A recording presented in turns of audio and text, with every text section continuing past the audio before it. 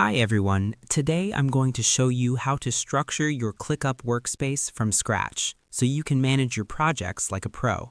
We'll be covering everything from initial login to creating your very first tasks. Accessing ClickUp.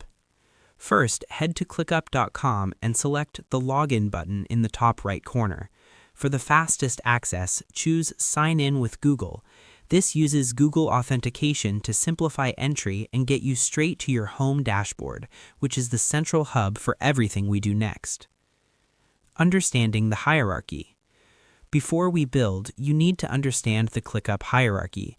It flows from the workspace down to dashboards, then into spaces, folders, lists, and finally individual tasks.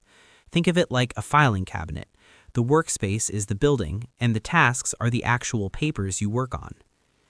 Creating your structure. Let's start building.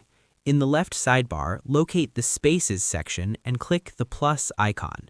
Give your space a broad name like Marketing or Product Development to keep your categories clear. Next, we'll add folders for a second layer of organization.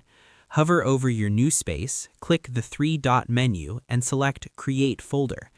Name it based on a specific project collection, such as social media campaigns. Inside that folder, click the three-dot menu again to create list.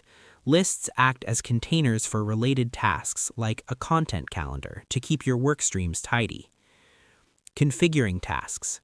Now, let's add the actual work. Inside your list, click Add Task. Give the task a clear name and a detailed description so there's no confusion. To keep the team aligned, click Assign to select a responsible member and set a due date. Once you're done, hit Create Task to finalize it. I hope this helped you out, and I see you in the next one.